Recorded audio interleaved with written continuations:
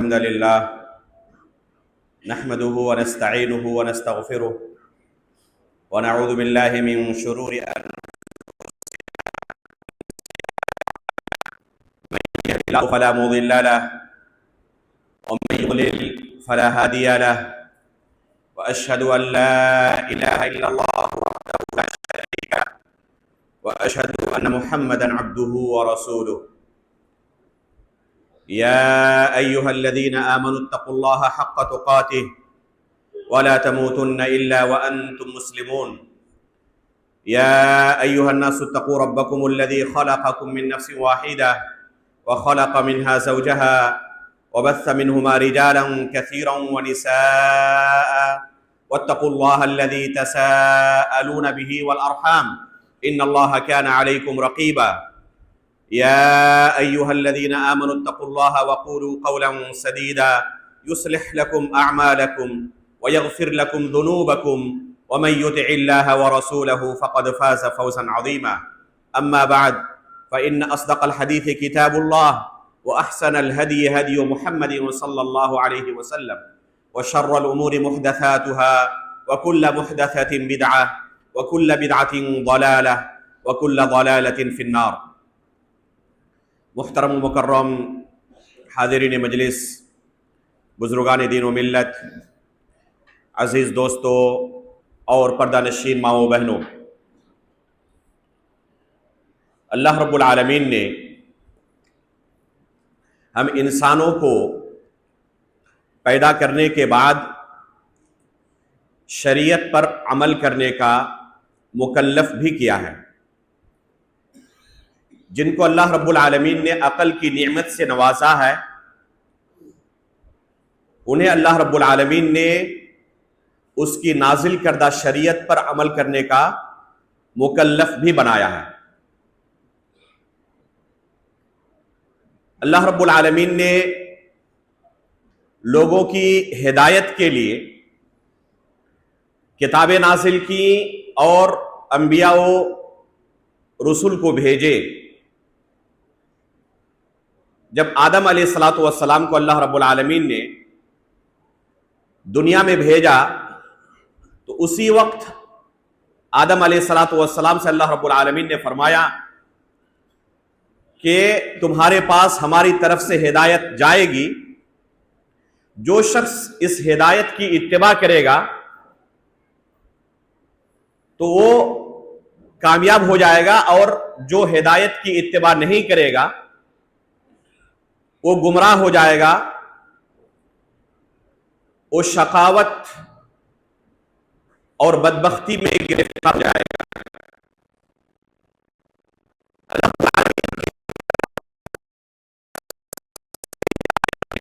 صورت میں، ایک کتاب کی صورت میں اور ایک اس کتاب کے معلم نبی اور رسول کی صورت میں. آدم علیہ السلام سے لے کر یہ سلسلہ محمد الرسول اللہ صلی اللہ علیہ وسلم تک چلتا رہا. اللہ کے رسول صلی اللہ علیہ وسلم کو اللہ رب العالمین نے جب مکہ والوں کے درمیان بھیجا تو اپنی اس نعمت کا تذکرہ کرتے ہوئے قرآن کریم کے اندر فرمایا لَقَدْ مَنَّ اللَّهُ عَلَى الْمُؤْمِنِينَ إِذْ بَعَثَ فِيهِمْ رَسُولًا مِّنْ أَنفُسِهِمْ يَتْلُو عَلَيْهِمْ آيَاتِهِ وَيُزَكِّيهِمْ وَيُعَلِّمُهُمُ الْكِتَابَ وَالْحِكْمَةَ کہ اللہ رب العالمین نے مؤمنوں پر بہت بڑا احسان کیا ہے کہ انہی میں سے ایک رسول ان کے درمیان بھیجا جو ان پر اللہ رب العالمین کی کتاب کی تلاوت کرتے ہیں، ان کا تزکیہ نفس کرتے ہیں، انہیں اللہ رب العالمین کی کتاب کی تعلیم دیتے ہیں، حکمت کی تعلیم دیتے ہیں. یہ رسول اللہ صلی اللہ علیہ وسلم کا وظیفہ، آپ کی ڈیوٹی اللہ رب العالمین نے قرآن کریم کے اندر بیان کی. وَيُعَلِّمُهُمُ الْكِتَابَ وَالْحِكْمَةَ اللہ کے رسول لوگوں کے درمیان کیوں بھیجے گئے تھے؟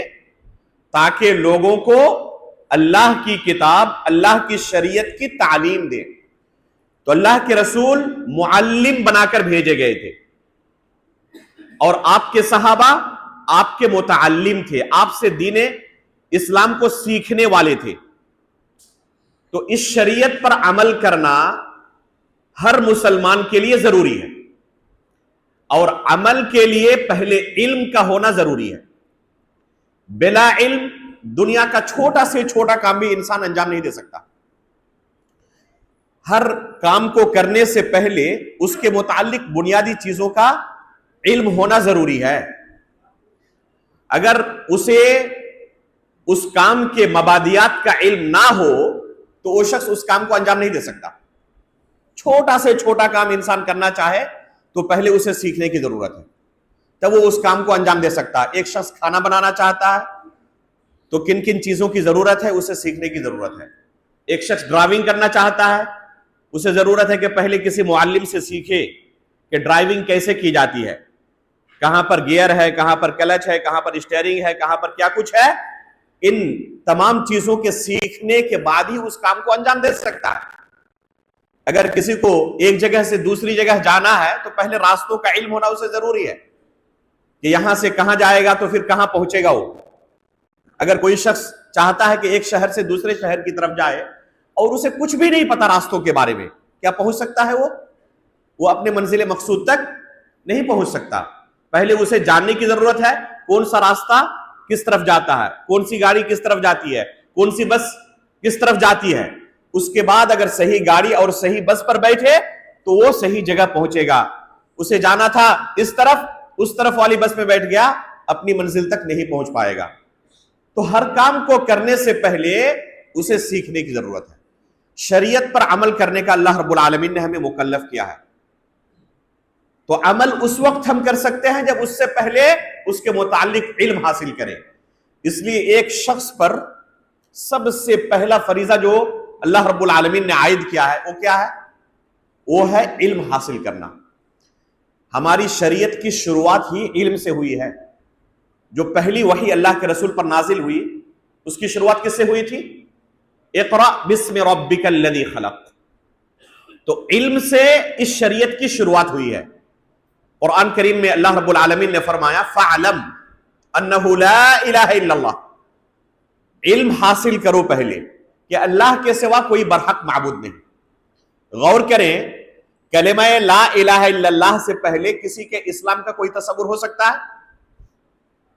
ایک شخص اسلام کے اندر داخل ہونا چاہے، سب سے پہلی چیز اس سے کس چیز کا مطالبہ کیا جائے گا؟ کہ وہ کلمہ لا الہ الا اللہ کا اقرار کرے. اللہ رب العالمین نے اس کلمہ لا الہ الا اللہ سے پہلے بھی اس پر ایک فریضہ عائد کیا. کیا کہا؟ فَعْلَمْ أَنَّهُ لَا إِلَهَ إِلَّا اللَّهُ. پہلے اسے جاننے کی ضرورت ہے کہ اس کلمے کا معنی کیا ہے، اس کا مفہوم کیا ہے. ہم یہ کلمہ اپنی زبان سے ادا کر رہے ہیں تو اس کلمے کے ادا کرنے کا ہماری زندگی پر کیا اثر پڑے گا؟ اگر اسے کچھ بھی نہیں پتا اس کلمے کے بارے میں اور بلا سوچے سمجھے اس نے ایسے ہی اسے ادا کر دیا، کہیں پر کاغذ پر لکھا ہوا تھا، اس نے اسے اٹھایا، اسے پڑھا، اسے پتا ہی نہیں اس کلمے کا کیا معنی ہے، تو کیا صرف پڑھنے کی وجہ سے، زبان سے اس کلمے کو ادا کرنے کی وجہ سے مسلمان ہو جائے گا وہ؟ ایک شخص نیند کی حالت میں اس کلمے کو اپنی زبان سے دہرائے، کیا صرف زبان سے ادا کرنے کی وجہ سے اسے مسلمان کہا جائے گا؟ اسے مسلمان نہیں کہا جائے گا. کب کہا جائے گا؟ جب اس نے جانتے ہوئے اس کلمے کو اپنی زبان سے ادا کیا ہو کہ میں کیا ادا کر رہا ہوں، میں اسلام قبول کر رہا ہوں. اس لیے جب اللہ کے رسول صلی اللہ علیہ وسلم مکہ والوں کے درمیان کھڑے ہوئے اور کہا یا ایھا الناس قولوا لا الہ الا اللہ تفلحوا، تو انہوں نے فوراً اللہ کے رسول کی مخالفت کیوں کی؟ کیونکہ انہیں پتا تھا اس کلمے کی ادائیگی کے بعد ہی ہماری زندگی پر کیا فرق پڑنے والا، اس کلمے کے ادا کرنے کا کیا معنی ہے. وہ جانتے تھے. اگر نہ جانتے ہوتے اس کلمے کا کیا اثر پڑنے والا ہے زندگی پر تو اللہ کے رسول کی مخالفت کرتے؟ کسی صورت میں مخالفت نہیں کرتے. کسی کو آپ پکڑ کر کہیں کہ اپنی بیوی کے سامنے جا کر کہو میں تمہیں طلاق دیتا ہوں، کہے گا وہ؟ کہے گا؟ کبھی نہیں کہے گا. کیوں؟ وہ جانتا ہے کہ یہ زبان سے کلمہ ادا ہی ہوا، فوراً یہ زندگی سے نکل جائے گی اور زندگی درہم و برہم ہو جائے گی. وہ جانتا ہے کہ اس کا اثر کیا ہوگا زندگی پر، وہ کبھی بھی اپنی بیوی کے سامنے یہ جملہ نہیں دہرائے گا۔ تو پہلے علم ہو، تب اگر اس کلمے کا ادا کرے تو اس کی زندگی پر یہ کلمہ مؤثر ہوگا۔ اگر یہی لفظ کہ میں اپنی بیوی کو طلاق دیتا ہوں اسے کسی دوسری زبان میں کہا جائے، فرنچ زبان میں، چائنیز زبان میں، جاپانیز میں، جس کا وہ معنی ہی نہیں جانتا، اور اسے غلط معنی سکھایا گیا کہ اپنی بیوی کے سامنے کہو یہ جملہ، وہ اس کا معنی نہیں جانتا تھا، کہہ دیا، کیا طلاق واقع ہو جائے گی؟ نہیں ہوگی۔ وہ بندہ اگر جانتا اس کا معنی کیا ہے تو نہیں کہتا، لیکن پتہ نہیں تھا تو کہہ دیا۔ تو اللہ رب العالمین نے کیا حکم دیا؟ کلمہ لا الہ الا اللہ سے پہلے بھی علم حاصل کرنے کا۔ فَعْلَمْ أَنَّهُ لَا إِلَهَ إِلَّا اللَّهُ، علم حاصل کرو، جان لو پہلے کہ اللہ کے سوا کوئی برحق معبود نہیں۔ تو شریعت پر عمل کرنے کے لیے پہلا قدم کیا ہے؟ ہمیں اس تعلق سے علم حاصل کرنا ہے۔ علم کے بعد عمل کا مرحلہ آتا ہے۔ امام بخاری رحمہ اللہ اپنی صحیح کے اندر ایک باب قائم کرتے ہیں، صحیح بخاری کے اندر، باب العلم قبل القول والعمل، کہ علم کا درجہ یہ قول اور عمل سے پہلے آتا ہے۔ پہلے علم، اس کے بعد قول و عمل۔ تو شریعت پر عمل کرنے کے ہم مکلف ہیں۔ بغیر شریعت پر عمل کی ہوئے جنت نہیں مل سکتی، جہنم سے نجات نہیں مل سکتی، اور عمل اس وقت کرنا ممکن ہوگا جب ہمارے پاس شریعت کے متعلق علم ہو۔ اب سوال پیدا ہوتا ہے کہ علم آئے گا کہاں سے؟ یہ علم آئے گا کہاں سے؟ یہ اہم سوال ہے۔ کیا ایسا ممکن ہے کہ ہم شریعت کے متعلق بالکل لا علم ہیں، ہمارے پاس شریعت کا کوئی علم نہیں، اور نیند سے بیدار ہو علامہ بن کر؟ ایسا ممکن نہیں ہے۔ یہ بات گمراہ فرقوں کا عقیدہ ہے کہ نیند کی حالت میں کسی کو اللہ رب العالمین کیا کرتا ہے؟ علم سے نواز دیتا ہے۔ سویا تھا جاہل اور بیدار ہوا تو علامہ بن کر بیدار ہوا۔ یہ ہمارے یہاں تصور نہیں ہے۔ یہ گمراہ فرقوں کا عقیدہ ہو سکتا ہے، اہل سنت والجماعت کا ایسا عقیدہ نہیں ہے۔ ہمارے یہاں علم حاصل کرنے کا طریقہ کیا ہے؟ امام بخاری رحمہ اللہ اپنی صحیح میں فرماتے ہیں انما العلم بالتعلم، کہ یہ علم شریعت کا سیکھنے سے آتا ہے، بغیر سیکھے ہوئے علم نہیں آتا۔ تو اگر شریعت پر عمل کرنا ہو تو پہلے سیکھنا پڑے گا، بغیر سیکھے ہوئے ہم شریعت پر عمل نہیں کر سکتے۔ اب سیکھے کن سے؟ کن کو اپنا معلم بنائیں؟ تو اللہ کے رسول صلی اللہ علیہ وسلم کی سیرت اس بارے میں بالکل واضح ہمارے لیے۔ قرآن کریم کے اندر اللہ رب العالمین نے کیا بیان کیا کہ اللہ رب العالمین نے اللہ کے رسول کو معلم بنا کر بھیجا تھا۔ وَيُعَلِّمُهُمُ الْكِتَابَ وَالْحِكْمَةَ، کہ اللہ کے رسول لوگوں کو کتاب اللہ کی تعلیم دے، حکمت کی تعلیم دے۔ تو اللہ کے رسول معلم تھے اور آپ کے صحابہ متعلم تھے۔ یہی طریقہ اللہ رب العالمین نے آدم علیہ السلام سے لے کر اللہ کے رسول صلی اللہ علیہ وسلم تک جاری رکھا۔ اللہ کے رسول آخری رسول ہیں، آپ کے بعد قیامت تک کوئی رسول، کوئی نبی نہیں آنے والا۔ تو اب اللہ کے رسول کے بعد لوگ کن سے دین سیکھیں؟ جب تک اللہ کے رسول موجود تھے تب تک لوگوں نے اللہ کے رسول سے دین سیکھا، لیکن اللہ کے رسول صلی اللہ علیہ وسلم کے دنیا سے رخصت ہو جانے کے بعد یہ تعلیم اور تعلم کا سلسلہ کیسے چلے؟ اللہ کے رسول صلی اللہ علیہ وسلم نے اسے بیان کیا ہے۔ فرماتے ہیں العلماء ورثۃ الانبیاء، آگے انبیاء اور رسولوں کے اس فریضے کو، اس ڈیوٹی کو علماء ادا کریں گے، اور یہ علماء انبیاء کے وارث ہوں گے۔ کس چیز کے اندر؟ جب لفظ وارث ہم سنتے ہیں تو فوراً ہمارے ذہن کے اندر مال و دولت کے اندر کسی کا حصہ پانا، یہ تصویر ابھرتی ہے۔ یہاں پر وارث ہونے کا معنی یہ نہیں ہے۔ اللہ کے رسول صلی اللہ علیہ وسلم فرماتے ہیں کہ ان الانبیاء لم یورثوا دینارا ولا درہما انما ورثوا العلم، انبیاء اکرام درہم و دینار چھوڑ کر نہیں جاتے، ان کے رشتہ دار ان درہم و دینار کے وارث نہیں ہوتے، بلکہ انبیاء کے حقیقی وارث کون ہیں؟ جو علم حاصل کرتے ہیں۔ انبیاء نے اپنی میراث علم کے طور پر چھوڑا ہے، تو لہذا جو لوگ اس علم کو حاصل کرتے ہیں وہ انبیاء کے وارث ہیں۔ یہ علماء اکرام قیامت تک انبیاء کے اس مشن کو آگے بڑھائیں گے اور لوگوں کو اللہ رب العالمین کا دین سکھائیں گے۔ واضح ہو گیا کہ علماء اکرام کی اب ڈیوٹی ہے لوگوں کو دین سکھانے کی، جو ڈیوٹی اس سے پہلے انبیاء کی تھی۔ اب کوئی شخص اس منصب پر کیسے فائز ہو؟ نبوت خواہش سے یا محنت سے حاصل نہیں ہو سکتی، لیکن علم یہ محنت سے حاصل ہو سکتی ہے، محنت سے حاصل ہو سکتا ہے۔ اس کے لیے تعلم کی ضرورت ہے، علماء اکرام کے سامنے بیٹھنے کی ضرورت ہے، اور ایک لمبی مدت تک صبر کے ساتھ اس دین کو سیکھنے کی ضرورت ہے۔ کیسے یہ علم آئے گا اور کیسے لوگ اہل ہوں گے لوگوں کو دین سکھانے کے؟ اللہ کے رسول صلی اللہ علیہ وسلم نے اسے بیان کیا ہے۔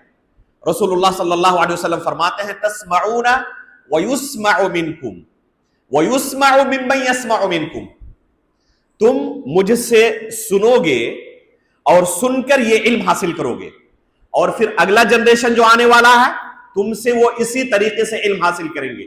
اس کے بعد کا جو جنریشن ہے پھر علماء اکرام کے سامنے اسی طرح وہ بیٹھ کر اس علم کو حاصل کریں گے۔ تو رسول اللہ صلی اللہ علیہ وسلم نے یہ طریقہ بیان کیا کہ کیسے علم کو حاصل کیا جائے گا۔ استاد کے سامنے بیٹھ کر استاد سے سن کر اس علم کو حاصل کیا جائے گا۔ صرف کتاب پڑھ کر اس علم کو حاصل نہیں کیا جا سکتا۔ اگر صرف کتاب پڑھ کر اس علم کو حاصل کیا جاتا اور شریعت کو سیکھنا ممکن ہوتا تو اللہ رب العالمین صرف کتاب نازل کر دیتے۔ اہل عرب عربی زبان سمجھنے والے، بولنے والے، بہترین عربی زبان سمجھنے بولنے والے تھے، انہی کی زبان میں اللہ تعالیٰ نے قرآن نازل کیا۔ کہہ دیتے کہ یہ تمہارے لیے شریعت ہے، اسے پڑھ لو اور اس پر عمل کر کے تم نجات پا جاؤ گے۔ لیکن نہیں، اللہ رب العالمین نے کیا طریقہ اختیار کیا؟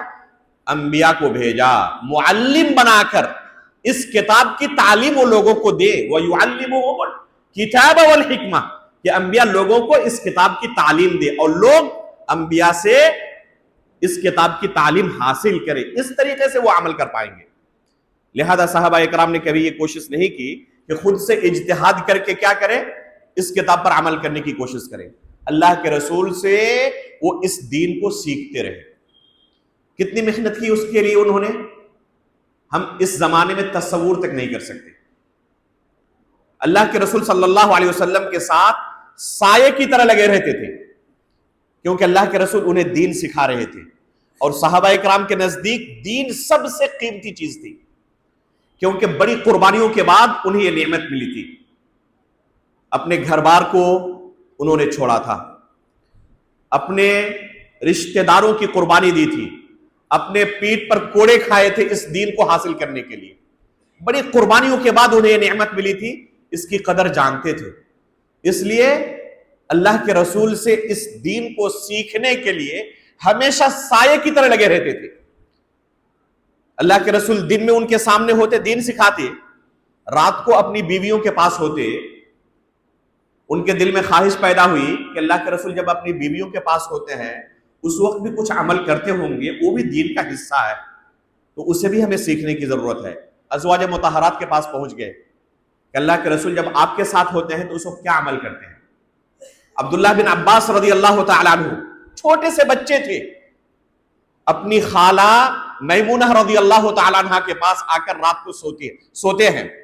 مقصد کیا ہے کہ اللہ کے رسول رات کیسے گزارتے ہیں اپنی آنکھوں سے دیکھنا ہے۔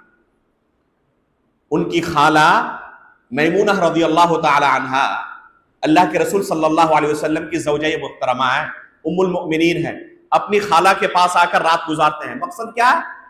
اللہ کے رسول رات کیسے گزارتے ہیں اپنی آنکھوں سے دیکھنا ہے اور سیکھنا ہے۔ چنانچہ اللہ کے رسول صلی اللہ علیہ وسلم جب رات کو تہجد کے لیے اٹھے فوراً اٹھ کھڑے ہوئے اور اللہ کے رسول صلی اللہ علیہ وسلم کے ساتھ تہجد کی نماز شروع کر دی۔ مسئلے کا علم نہیں تھا، بائیں جانب کھڑے ہو گئے اللہ کے رسول کی نماز کی حالت میں۔ اللہ کے رسول نے ان کو پکڑ کر پیچھے سے اپنے دائیں جانب کر دیا۔ ایک مسئلے کا علم ہو گیا کہ امام کے ساتھ اگر کھڑا ہونا ہو تو بائیں نہیں دائیں جانب کھڑا ہوتا ہے۔ تو اس طریقے سے صحابہ اکرام اللہ کے رسول سے دین سیکھنے کے لیے کوشش کرتے تھے۔ عمر فاروق رضی اللہ تعالیٰ عنہ نے اپنے پڑوسی کے ساتھ باری مقرر کر لی۔ اس زمانے میں یہ نعمت ان کے پاس موجود نہیں تھی کہ ریکارڈنگ کر لیں بعد میں سن لیں گے، لیکن جو وسائل تھے بھرپور استعمال کیا۔ اللہ رب العالمین نے اس زمانے میں ان کو جن وسائل سے نوازا تھا بھرپور ان وسائل کا استعمال کیا۔ ریکارڈنگ کا طریقہ نہیں تھا تو انسان تو تھے، اپنے پڑوسی کے ساتھ باری مقرر کر لی، ایک دن آپ اللہ کے رسول کے ساتھ رہے اور اللہ کے رسول جو کچھ فرمائے سنتے رہے، کیونکہ یہ دین کا حصہ ہے۔ مجھے بھی جاننے کی ضرورت ہے، لیکن گھر بار بھی دیکھنا ہے، بال بچوں کے لیے روزی روٹی کا انتظام بھی کرنا ہے۔ ایک دن میں گھر بار دیکھوں گا، آپ اللہ کے رسول کے ساتھ رہیں، دوسرے دن میری یہی ڈیوٹی ہوگی، آپ گھر بار دیکھیں گے، بعد میں آپ سے میں سن لوں گا جو کچھ اللہ کے رسول نے فرمایا ہوگا اور آپ مجھ سے سن لیں۔ اس طریقے سے دین ہم سیکھ سکیں گے۔ اللہ کے رسول ہجرت کر کے مکہ سے مدینہ چلے گئے، جو صحابہ اکرام مکہ میں رہ گئے، اللہ کے رسول صلی اللہ علیہ وسلم نے جو انہیں دین سکھایا تھا اس روشنی میں عمل کرتے رہے، لیکن ان کی زندگی میں اگر کوئی ایسا واقعہ پیش ہوا جس کے متعلق علم نہیں ہے تو کیا کریں؟ آج کی طرح گوگل اٹھائیں اور اس میں سوال ڈالیں اور سوال کا جواب دینے والا پتہ بھی نہیں کہ وہ مسلمان بھی ہے یا نہیں، اللہ عالم۔ ہم نے سوال ڈالا اور گوگل کی طرف سے جواب آیا، اللہ عالم یہ ہینڈل کرنے والا مسلمان بھی ہے یا غیر مسلم ہے۔ گوگل پر پڑے ہوئے بہت سارے معلومات کی روشنی میں انہوں نے ایک جواب تیار کیا، ہمیں دے دیا اور ہم اسی پر عمل کرنا شروع کر دیے۔ اللہ کے رسول کے یہ صحابہ، ان کی سیرت سے کچھ ہمیں سیکھنے کی ضرورت ہے۔ ایک صحابی ہے عقبہ بن حارث رضی اللہ تعالی عنہ، اللہ کے رسول ہجرت کر کے مدینہ چلے گئے اور ابھی بھی بہت سارے صحابہ اکرام مکہ میں موجود ہیں، ہجرت کی استطاعت نہیں ہے، حالات ایسے نہیں کہ فوراً گھر بار چھوڑ کر اللہ کے رسول کے ساتھ مدینہ چلے جائیں، مجبور ہیں، خواہش کے باوجود نکل نہیں پا رہے۔ اللہ رب العالمین نے قرآن میں ایسے لوگوں کو مستضعفین کہا ہے کہ یہ کمزور ہیں، جب تک ان کی حالت اس طرح رہتی ہے معذور ہیں، اگر ہجرت نہ کرے تو گنہگار نہیں ہوں گے۔ عقبہ بن حارث رضی اللہ تعالیٰ عنہ کی زندگی میں ایک حادثہ ہوتا ہے۔ ایک خاتون ان کے گھر آ کر ایک دن کہتی ہے کہ میں نے آپ کو اور آپ کی اہلیہ کو دونوں کو میں نے دودھ پلایا ہے۔ پریشان ہو جاتے ہیں، کہتے مجھے تو کچھ بھی یاد نہیں، کبھی کسی نے کہا نہیں۔ اپنے گھر والوں سے پوچھتے ہیں، وہ بھی لا علمی کا اظہار کرتے ہیں، ہمیں کچھ یاد نہیں آ رہا ہے کہ کسی خاتون نے بچپنے میں تمہیں کوئی دودھ پلایا تھا۔ اپنی اہلیہ سے پوچھتے ہیں، وہ بھی لا علمی کا اظہار کرتی ہیں۔ سسرال جاتے ہیں اور ان سے پوچھتے ہیں کیا آپ کی بیٹی نے کسی کا دودھ پیا تھا بچپن میں، وہ بھی لا علمی کا اظہار کرتے ہیں۔ یہاں قرائن بالکل واضح ہے کہ یہ خاتون جو دعویٰ کر رہی ہے اس کے لیے کوئی دلیل نہیں، نہ مجھے یاد، نہ گھر والوں کو یاد، نہ بیوی کو یاد، نہ ان کے گھر والوں کو کچھ یاد ہے، کوئی دلیل نہیں ہے۔ وہ عربی زبان سمجھنے والے، بولنے والے تھے، قرآن پڑھ کر خود سے اجتہاد کرتے تو اللہ رب العالمین نے قرآن کریم کے اندر گواہی کا سسٹم بیان کیا ہوا ہے، اس کا نظام اور طریقہ بیان کیا ہوا ہے کہ اگر دو مرد ہوں تو گواہی قبول کی جائے گی، صرف ایک مرد گواہی دے تو اس کی گواہی غیر معتبر ہے۔ اگر مرد نہ ہو، خواتین گواہی دینے کے لیے آئے تو دو خواتین کی گواہی ایک مرد کے بالمقابل ہوگی، اور یہاں پر گواہی دینے والی بس ایک خاتون ہے، کوئی مرد نہیں۔ اجتہاد کرتے تو کہتے کہ آپ کی گواہی شریعت کی نظر میں معتبر نہیں ہے۔ وہاں پر اور بھی صحابہ اکرام مکے میں موجود تھے، یہ نہیں کہا کہ چلے کسی دوسرے سے مشورہ کر کے عمل کر لیتے ہیں، کیونکہ ان کی زندگی میں دین سب سے قیمتی چیز تھی۔ جیسے ہم دنیا حاصل کرنے کے لیے ایک شہر سے دوسرے شہر کا سفر کرتے ہیں، گھر کے اندر اگر کوئی شخص بیمار ہو اور پتا چلے کہ اس شہر میں کوئی ایسا ڈاکٹر نہیں جن کے پاس اس بیماری کا علاج ہو، کسی دوسرے شہر میں ہی اس کے اسپیشلسٹ ہیں، متخصص ہیں، تو ہم سفر کرتے ہیں علاج کے لیے دوسرے شہر میں، بلکہ دوسرے ملک تک چلے جاتے ہیں۔ لیکن علم حاصل کرنے کے لیے کبھی ہمارے اندر یہ خواہش پیدا نہیں ہوتی۔ صحابہ اکرام کے نزدیک دین سب سے قیمتی چیز تھی۔ فوراً رخت سفر باندھتے ہیں مدینہ کے لیے، اللہ کے رسول کے پاس پہنچ کر اس خاتون کے دعوے کا ذکر کرتے ہیں تو اللہ کے رسول صلی اللہ علیہ وسلم کیا فرماتے ہیں؟ کیف وقد قیل، جب یہ خاتون خود اپنے بارے میں دعویٰ کر رہی ہے تو کیسے اب آگے اس سے تم رشتہ جاری رکھ سکتے ہو؟ اللہ کے رسول نے منع کر دیا اس خاتون کے ساتھ آگے رشتہ ازدواج جاری رکھنے سے، فوراً طلاق دی اور عدت گزارنے کے بعد کسی دوسرے سے اس نے نکاح کی۔ یہ تھا صحابہ اکرام کے نزدیک دین سیکھنے کا طریقہ اور جذبہ۔ خود سے اجتہاد کر کے کتاب سے پڑھ کر علم حاصل کرنے کی کوشش نہیں کرتے تھے، اللہ کے رسول سے پوچھتے تھے، جو کبار صحابہ ہوتے ان سے جا کر پوچھتے تھے اور علم کی روشنی میں عمل کرنے کی کوشش کرتے تھے۔ ان کے بعد اللہ کے رسول صلی اللہ علیہ وسلم کی وفات ہو جانے کے بعد انہوں نے ایسا نہیں کیا کہ چلو اللہ کے رسول صلی اللہ علیہ وسلم کی احادیث کی روشنی میں ہمارے پاس جو لکھی ہوئی ہیں، یا قرآن کریم تو الحمدللہ پورا کا پورا نازل ہو چکا ہے، اکثر و بیشتر صحابہ قرآن کریم کے حافظ ہوا کرتے تھے، تو چلو اسی روشنی میں عمل کرنا شروع کر دیتے ہیں۔ نہیں، بلکہ اللہ کے رسول صلی اللہ علیہ وسلم کی وفات کے بعد ان صحابہ اکرام نے اس زمانے کے کبار علماء سے، کبار صحابہ اکرام سے علم حاصل کرنا جاری رکھا۔ یہی عبداللہ ابن عباس رضی اللہ تعالیٰ عنہ ہے، جب اللہ کے رسول صلی اللہ علیہ وسلم کی وفات ہوتی ہے تو اس وقت ان کی عمر کوئی بہت زیادہ نہیں تھی، کھیلنے کودنے کی عمر تھی، اطفال صحابہ میں شمار ہوتے ہیں، یہ صغار صحابہ میں شمار ہوتے ہیں، اطفال نہیں صغار صحابہ میں شمار ہوتے ہیں۔ یہ جب اللہ کے رسول صلی اللہ علیہ وسلم کی وفات ہوئی تو اپنے ساتھیوں سے کہا کہ چلے ابھی بھی کبار علماء موجود ہیں، بڑے بڑے صحابہ اکرام ابھی بھی موجود ہیں، ان کے پاس جا کر شریعت کا علم حاصل کرتے ہیں۔ تو ان کے ساتھیوں نے ساتھ نہیں دیا، اکیلے چل پڑے، گرچہ کوئی ساتھ نہ دے کوئی پرواہ نہیں ہے، دین سیکھنا ہے۔ صحابہ اکرام کے چوکھٹ پر جا کر مدینے کی اس تپتی گرمی میں جس میں جسم جھلس جائے، دوپہر کے وقت چوکھٹ پر جا کر بیٹھ جاتے، گرد و غبار سے پورا جسم بھر جاتا، اور یہ صحابہ اکرام قیلولہ کر کے جب اپنے گھر سے باہر نکلتے دیکھتے کہ عبداللہ بن عباس رضی اللہ تعالیٰ عنہ چوکھٹ پر بیٹھے ہوئے ہیں۔ تعجب کے ساتھ کہتے کہ اللہ کے رسول صلی اللہ علیہ وسلم کے چچا زاد بھائی ہمارے چوکھٹ پر، ہمارے دروازے پر، آپ کو آنے کی کیا ضرورت تھی؟ اگر کوئی کام تھا ہمیں حکم دیتے، خبر بھجوا دیتے، ہم خود آپ کے پاس آنا اپنا شرف سمجھتے، سعادت سمجھتے تھے۔ لیکن عبداللہ بن عباس رضی اللہ تعالیٰ عنہ کیا کہتے تھے کہ مجھے علم کی ضرورت ہے، اور جسے ضرورت ہو اسے چاہیے کہ وہ علماء کے پاس آ کر اس علم کو حاصل کرے۔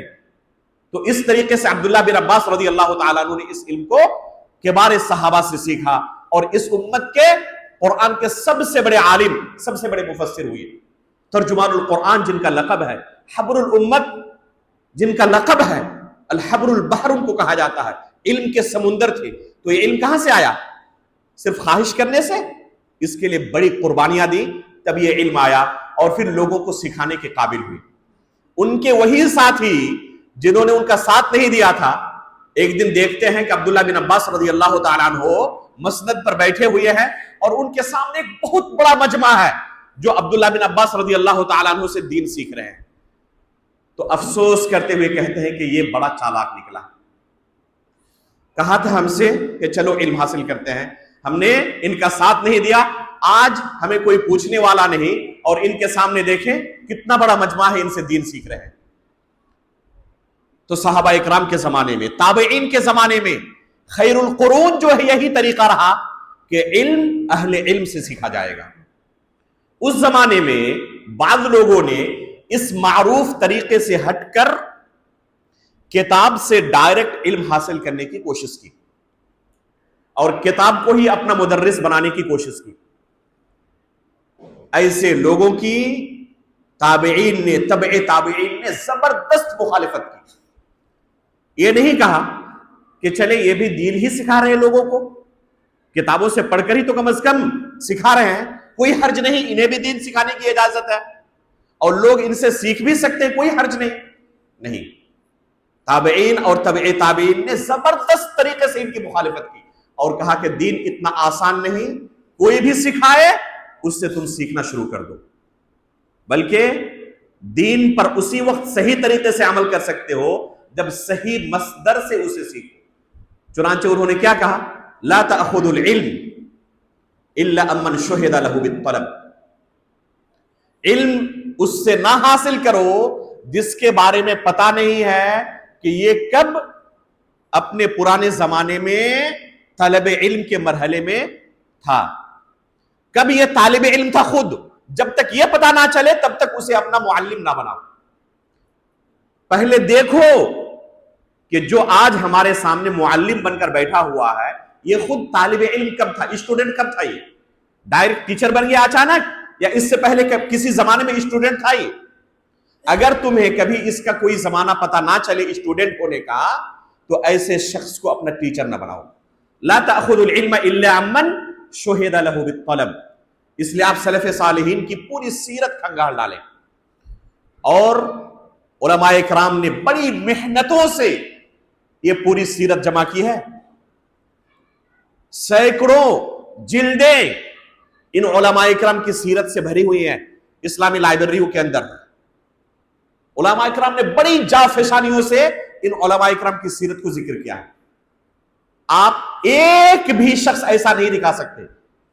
چیلنج کے ساتھ علماء اکرام کہتے ہیں کہ ایک بھی شخص آپ ایسا نہیں دکھا سکتے کہ لوگوں نے اسے اپنا معلم بنا لیا تھا اور ایسے معلم کی سیرت میں ان کے اساتذہ کا کوئی ذکر نہیں ملتا. جو لوگوں کے سامنے معلم بن کر ظاہر ہوتے ان کے بارے میں ضرور علماء نے ذکر کیا ہے کہ انہوں نے کن سے یہ علم حاصل کیا ہے. امام بخاری رحمہ اللہ معروف ہے یا نہیں ہے؟ خود اپنے بارے میں فرماتے ہیں وفات سے چند دنوں قبل کہ میں نے یہ علم 1080 اساتذہ اکرام سے سیکھا. ایک دو نہیں، 1080 اساتذہ اکرام سے میں نے یہ علم حاصل کیا ہے. اور ان تمام کا عقیدہ یہ تھا کہ الایمان قول و عمل ویزید وینقص، کہ ایمان قول و عمل کا نام ہے اور اس کے اندر کمی و زیادتی ہوتی رہتی ہے. اس زمانے میں یہ مسئلہ اہل بدعت کے ساتھ تمیز کا مسئلہ تھا. اگر کوئی ایمان کے اندر کمی و زیادتی کے ہونے کا اقرار کرتا اس کا مطلب کہ وہ اہل سنت میں سے ہے، اور ایمان کے اندر کمی و زیادتی کو ہونے کا اقرار نہ کرتا اس کا مطلب کہ وہ اہل بدعت میں سے ہے. تو امام بخاری کیا فرماتے ہیں کہ جتنے اساتذہ سے میں نے علم حاصل کیا سب کے سب اہل سنت کے اساتذہ تھے، ایک بھی میرے استاد بدعتی نہیں ہے. تو دو چیزوں کا علم ہوا کہ اس وقت کے علماء کیا کرتے تھے، کیسے علم حاصل کرتے تھے؟ علماء کے سامنے بیٹھ کر، اور یہ بھی چیک کرتے کہ وہ اہل سنت میں سے ہے یا اہل بدعت میں سے ہے. اہل سنت میں سے ہوتے تو انہیں اپنا عالم بناتے، اہل بدعت میں سے ہوتے ان سے دور بھاگتے. امام مسلم رحمہ اللہ نے اپنی صحیح کے مقدمے کے اندر تفصیل کے ساتھ تابعین تبع تابعین کے زمانے میں کیا منہج تھا اسے بیان کیا ہے کہ کیسے لوگ علم حاصل کرتے تھے، کن لوگوں سے دین سیکھتے تھے. اور اس تفصیل کا خلاصہ یہ ہے کہ دو اہم چیزیں وہ دیکھتے تھے. پہلی چیز یہ دیکھتے تھے کہ جس کو ہم اپنا معلم بنا رہے ہیں، جس سے ہم دین سیکھ رہے ہیں، انہوں نے یہ علم اساتذہ کے سامنے بیٹھ کر ایک لمبی مدت تک معروف طریقے سے سیکھا یا کتابوں سے ڈائریکٹ رٹ کے ہم کو آ کر یہ دین سکھا رہا ہے. یہ اچھی طرح پہلے چیک کرتے. صحیح مسلم کے مقدمے کے اندر ہی ابو الزناد رحمہ اللہ فرماتے ہیں، یہ قول موجود ہے. اور ابو الزناد یہ کون ہے؟ یہ تابعی ہے جنہوں نے علم کن سے حاصل کیا تھا؟ یا تو صحابہ اکرام سے یا کبار تابعین سے. ان کے اساتذہ کون ہیں؟ یا تو صحابہ اکرام ہے یا کبار تابعین ہیں. فرماتے ہیں مدینے کا حال دیکھیں، مدینے کا حال جو کہ اس زمانے میں علم کا مرکز تھا. مدینے کا حال یہ ہے، فرماتے ہیں ادرکت بالمدینۃ مئۃ کلہم مأمون لا یؤخذ عنہم العلم یقال لیس من اہلہ. میں نے خود مدینے کے اندر دیکھا، ایک دو کو نہیں، سینکڑوں لوگوں کو. سو یہاں پر کثرت کو بیان کرنے کے لیے ہے کہ بے شمار لوگوں کو میں نے مدینے کے اندر دیکھا، یہ سب کے سب امانت دار تھے، انتہائی متقی اور پرہیزگار تھے. ان کے دین کے اندر کوئی مسئلہ نہیں تھا کہ یہ چور تھے، اچکے تھے، ڈاکو تھے، شرابی تھے، زانی تھے، ایسی بات نہیں تھی، بلکہ یہ سب امانت دار تھے، متقی و پرہیزگار تھے. مسئلہ اصل کیا تھا؟ یقال لیس من اہلہ، ان سے علم نہیں لیا جاتا تھا. یہ لوگوں کو دین سکھانے کے لیے جاتے لیکن لوگ ان سے دور بھاگتے تھے، ان سے دین نہیں سیکھتے تھے. کیوں؟ جرم کیا تھا پھر ان کا؟ یقال لیس من اہلی، بس ایک جرم بیان کیا جاتا کہ یہ اہل علم میں سے نہیں ہے، ان سے ہم دین نہیں سیکھ سکتے. امام مالک رحمہ اللہ فرماتے ہیں وجہ کیا ہے؟ وجہ یہ ہے کہ ان سے بھی جو عمر کے اندر چھوٹے تھے ان سے علم لیا جاتا تھا، لیکن ان سے بچتے تھے. کیوں؟ کیونکہ انہوں نے یہ علم اساتذہ کے سامنے بیٹھ کر حاصل نہیں کیا تھا، کتابوں سے رٹ لیا تھا. تو جو لوگ کتابوں سے اس زمانے میں رٹ کر لوگوں کو دین سکھانا شروع کرتے ہیں، ایسے لوگوں سے لوگ علم حاصل نہیں کرتے تھے. منع کیا جاتا کہ ایسے لوگوں سے علم حاصل نہ کرو جنہوں نے کتابوں سے علم حاصل کر لیا.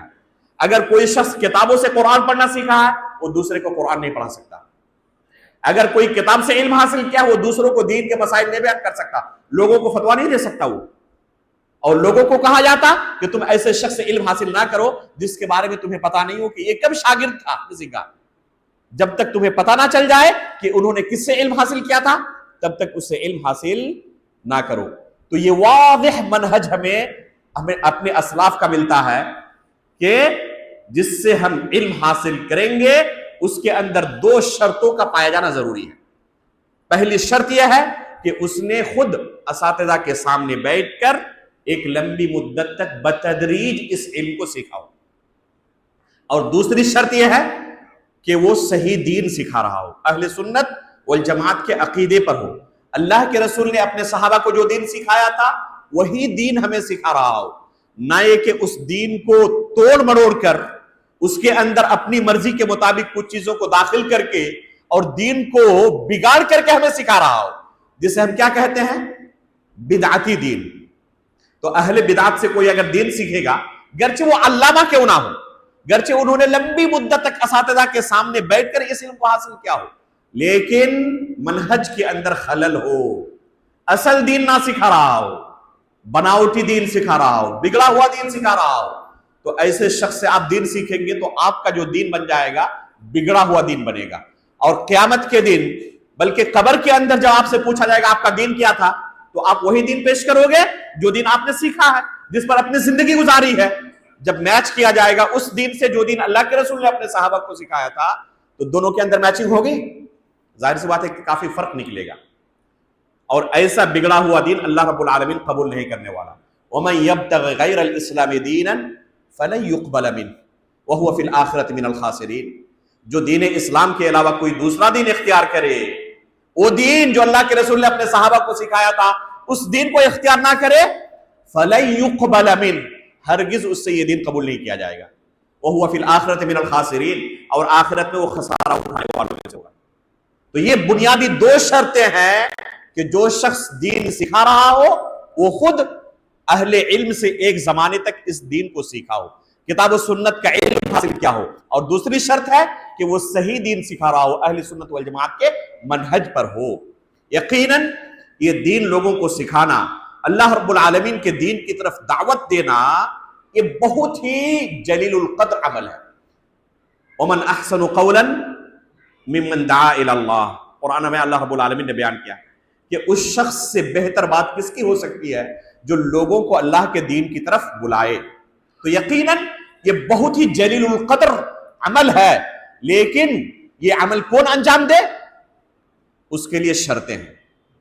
لوگوں کو دعوت کون پیش کرے، لوگوں کو اللہ کا دین کون سکھائے، اس کے لیے شرطیں ہیں، اس کے لیے درجات ہیں. میرے بھائیوں، دین کے تمام مسائل ایک درجے کے نہیں ہیں. دین کے تمام مسائل ایک درجے کے نہیں ہیں. بعض مسائل انتہائی واضح ہیں. بحیثیت مسلمان ہر مسلمان کو ان مسائل کا علم ہوتا ہے، جانکاری ہوتی ہے. مثال کے طور پر کلمہ لا الہ الا اللہ کے بارے میں ہر مسلمان کو جانکاری ہونی چاہیے کہ جب تک انسان اس کلمے کا اقرار نہ کرے مسلمان نہیں ہو سکتا. اللہ رب العالمین کی عبادت بس ہمیں کرنے کی اللہ رب العالمین نے ہمیں حکم دیا ہے. اس کے علاوہ کسی دوسرے کو عبادت میں شریک کرنا شرک ہے. یہ بنیادی چیز ہے، اس کا علم ہونا چاہیے. ہمارا پروردگار بس اللہ رب العالمین ہے، اس کا علم ہر مسلمان کو ہونا چاہیے. دین کی بنیادی چیزوں کا علم ایک مسلمان کو ہونا چاہیے. 5 وقت نمازیں اللہ نے فرض کی ہے، نماز پڑھنے کا یہ طریقہ.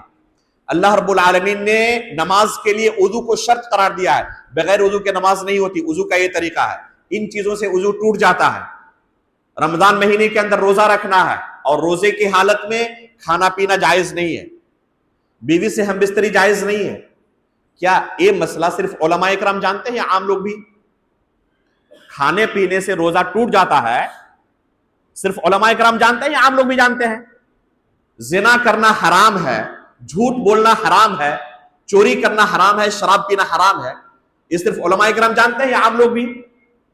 بحیثیت مسلمان ان مسائل کا علم ہر شخص کو ہونا چاہیے، گرچہ وہ پڑھنا لکھنا نہ جانتا ہو، لیکن ان چیزوں کا اسے علم ہونا چاہیے۔ جیسے بہت سارے لوگ ہمارے سماج اور معاشرے کے اندر پڑھنا لکھنا نہیں جانتے ہیں، لیکن بہترین طریقے سے اپنی روزی روٹی کما رہے ہیں۔ وہ روزانہ ٹھیلا لگاتے ہیں، سامان بیچتے ہیں، گھر بار چل رہا ہے، مجال نہیں کہ اسے آپ ٹھگ لیں، گرچہ وہ پڑھنا لکھنا نہیں جانتا، وہ جانتا ہے کہ کیسے مجھے اس پیشے سے اپنا رزق کمانا ہے۔ تو جیسے ایک نا پڑھا لکھا شخص بھی اپنی زندگی کے بے شمار چیزوں کا علم رکھتا ہے نا، تو اسی طریقے سے دین کے بنیادی مسائل کا اسے علم رکھنا ضروری ہے، اور ان مسائل کے بارے میں اپنے ماتحت لوگوں کی تربیت کرنا اس کے اوپر فرض ہے۔ دعوت یہ بھی ہے یا نہیں؟ اپنے ماتحت لوگوں کو، گھر کے اندر بیوی نماز نہیں پڑھ رہی ہے، بیٹا سویا ہوا ہے، نماز کا وقت گزر رہا ہے، تو وہ نماز کا حکم دے گا، اللہ رب العالمین نے اسے اس کا مکلف کیا ہے۔ یہ جو نماز کا حکم دے رہا ہے، کیا یہ دعوت نہیں ہے؟ اس کا اسے اجر نہیں ملے گا؟ اس کا اسے اللہ تعالیٰ نے مکلف بنایا۔ اللہ کے رسول صلی اللہ علیہ وسلم کی مشہور حدیث ہے، الا کلکم راع وکلکم مسئول عن رعیتہ، تم میں کا ہر شخص ذمہ دار ہے، اور قیامت کے دن اسے اس کی ذمہ داری کے بارے میں سوال کیا جائے گا۔ جو ذمہ داری اللہ تعالیٰ نے اس پر عائد کی تھی، وہ ذمہ داری صحیح طریقے سے اس نے ادا کیا نہیں کی؟ اگر اس نے ادا نہیں کیا تو قیامت کے دن اسے پکڑا جائے گا۔ تو دعوت کا کچھ حصہ اللہ رب العالمین نے تمام لوگوں پر فرض کیا ہے، اور اسی کو سورۃ العصر کے اندر اللہ رب العالمین نے بیان کیا ہے کہ 4 قسم کے لوگ ہیں، ان کے علاوہ تمام کے تمام لوگ خسارے میں ہیں۔ والعصر ان الانسان لفی خسر الا الذین آمنوا وعملوا الصالحات، پہلا نمبر آمنو، دوسرا نمبر عملوا الصالحات، تیسرا نمبر وتواصوا بالحق۔ یہی دعوت ہے، ایک دوسرے کو حق کی تلقین کرنا، یہ دعوت ہے، اور اس کا اللہ رب العالمین نے مکلف ہر انسان کو بنایا ہے۔ لیکن اس دعوت کو جو انسان کو اللہ تعالیٰ نے مکلف بنایا، ہر شخص کو، کون سی دعوت ہے یہ؟ اپنے ماتحت لوگوں کی دینی تربیت کرنا۔ اس کا مکلف ہر انسان ہے، پڑھا لکھا ہو یا نہ ہو۔ اگر اس کے بچے گھر میں گانا بجانا سن رہے ہیں اور وہ کہے کہ میں تو پڑھا لکھا نہیں، میں تو عالم دین نہیں ہوں، مجھے نہیں روکنا ہے، یہ کہہ کر اللہ کے پاس وہ بچ جائے گا؟ نہیں بچ سکتا۔ اللہ تعالیٰ نے اس دعوت کا اسے مکلف کیا ہے کہ اپنے ماتحت لوگوں کو ان منکرات سے وہ روکے۔ امام نووی رحمہ اللہ نے تفصیل کے ساتھ اس مسئلے کو لکھا کہ اس طرح کی دعوت کا مکلف ہر انسان ہے، چاہے وہ پڑھنا لکھنا جانتا ہو یا پڑھنا لکھنا نہ جانتا ہو۔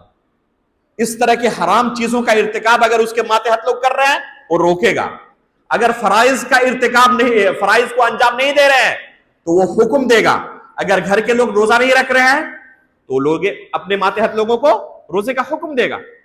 نماز کے وقت نماز کی تلقین کرے گا۔ وہ بچہ 7 سال کا ہو جائے، اللہ رب العالمین نے اللہ کے رسول نے حکم دیا، مروا ابناءکم بالصلاۃ وهم ابناء 7، مروا اولادکم بالصلاۃ وهم ابناء 7 واضربوهم علیہا وهم ابناء 10۔ 7 سال کی عمر کا بچہ ہو جائے، اسے کیا کرو؟ نماز کا حکم دو، اور 10 سال کی عمر پر پہنچ جائے تو نماز نہ پڑھنے پر اسے مارو۔ تو یہ حکم اللہ رب العالمین نے صرف علماء کو دیا ہے یا ہر شخص کو دیا ہے؟ ہر شخص کو دیا ہے۔ تو یہ دعوت کا ایک ادنا درجہ ہے جس کا مکلف اللہ تعالیٰ نے تمام مسلمانوں کو کیا ہے۔ یہ دعوت کا ادنا درجہ ہے جس کا مکلف کیا ہے ہر شخص کو، اور دعوت کا ایک اعلیٰ درجہ ہے۔ یہ ادنا درجہ ہم نے کہا ایک اعلیٰ درجہ ہے، وہ اعلیٰ درجہ کیا ہے؟ لوگوں کے سامنے بیٹھ کر انہیں کتاب و سنت کی تعلیم دینا۔ انہیں اللہ رب العالمین کی شریعت سکھانا، یہ چیز حلال ہے، یہ چیز حرام ہے.